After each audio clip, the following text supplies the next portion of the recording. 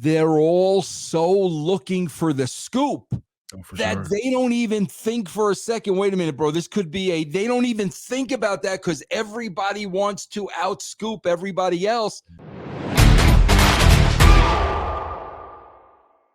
What is going on, everybody? This is Dr. Chris Featherstone here with the largest biceps in the land, ladies and gentlemen.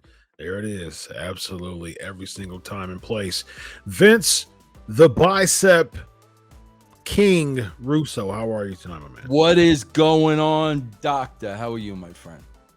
I'm great, man. I've had a busy day, doing a lot of things, but it's all culminating to spending the evening and hanging out and talking to you, man. And it's always a pleasure. Yeah, me too, bro. Always a me pleasure, too, man. Yes. So let's get right into it, man. There's a big buzz going on about the infamous, pipe bomb 2.0. From MJF, from Maxwell Jacob Freeman. So he grabs the mic, he cuts a promo against Tony Khan. He wants to get fired. He's got a year and a half left in his contract, but he wants to get fired.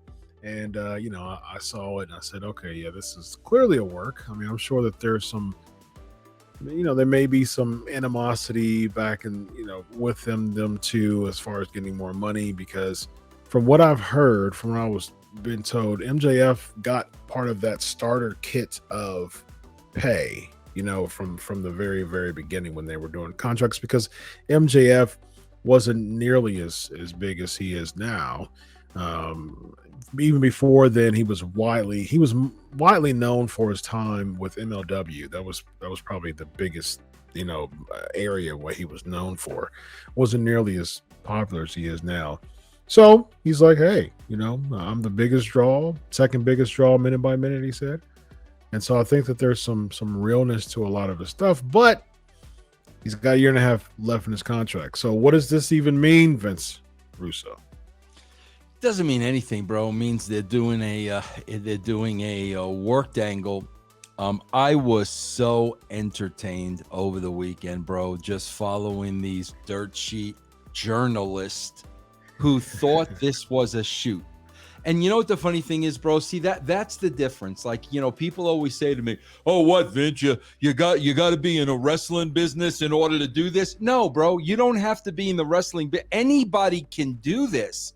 But when you have years and years in the wrestling business, you see things that if people didn't have that experience, they won't see. And while this was going on over the weekend, bro, if you knew anything about, MJF the person, and if you knew anything about Tony Khan, the first thing you would notice is they were both acting and doing things totally out of character. They were doing things. MJF has proven one thing, bro, from day one. He has proven one thing. He is a professional. He carries himself as a professional. He looks at the business like a business. This is a smart kid. It's all about the money. He's got his head on straight. You and I talk branding all the time. Mm-hmm. This kid is just not going to show up for a meet and greet. He's not going to do that. He's a pro. He's not gonna be playing on a slot machine while his name is up at a meet and greet. He's not going to do that. He has showed us for years that he acts as a professional. And then on top of that, this was my favorite of all time. I think this was the first time ever that Tony Khan had no comment. Bro, if Tony Khan isn't commenting, oh, come on. Bro, if MJF no-showed as a shoot, which he wouldn't because he's a pro, Tony Khan would have been out there apologizing to the people, burying MJF, because, he wants everybody to like him. Mm-hmm. The last thing he would be saying is nothing. So when you look at how people are acting, you're like, bro, come on. Like, do you not see through this, bro? My favorite is we're gonna give the guy a live mic to mute the live mic. Come on, bro. At the most opportune time, like when he starts talking about fire me, and then he starts ripping, Tony Khan a new one all throughout the time. Those are the times where you won't cut the mic, but we'll cut the mic when he's talking about firing him. Yeah, and bro, like I want to make one thing perfectly clear. I don't have a problem with the angle. I love stuff like this, and I love when they really go outside of the box and they touch upon reality. You and I talk about this all the time. I love it.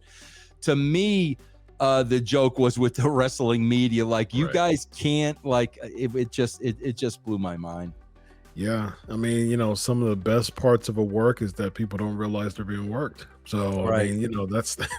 And then here's the funny thing, and then Chris, then they double down, because then comes the part where they know they were worked. Yeah. But they're still kind of trying to convince you it's no. That's what bothers me. Chris, you and I are two Christian guys. We're very honest. I would have no problem saying, bro, I got worked.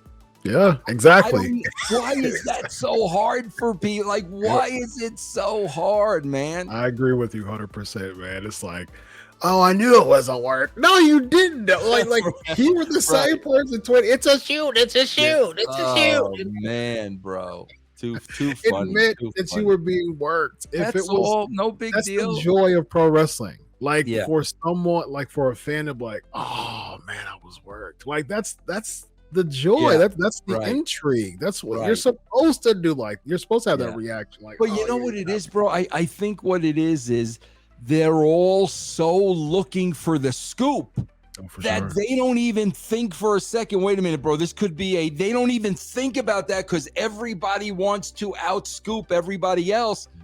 Meanwhile, bro, it's part of the television show, man. And the thing is, the Rabbit Mark fans are, it's like putting like rabbit like food, pellets in your hand. Yeah, you just have a bunch of people just coming right to it, just nibbling right on it, just nibbling. Yeah, Disco used to be on my network, and we used to argue all the time, and people thought we were working, and I was like, guys, if you're paying me, I'm not going to work you. This is me and Disco. This is our relationship. But God, bro, people wanted to believe it was a work. Wow. Yeah, I think when it comes to that, people should just be patient. And that's the reason why I'm old school, Vince. And I just, I appreciate storylines. I appreciate stuff like that.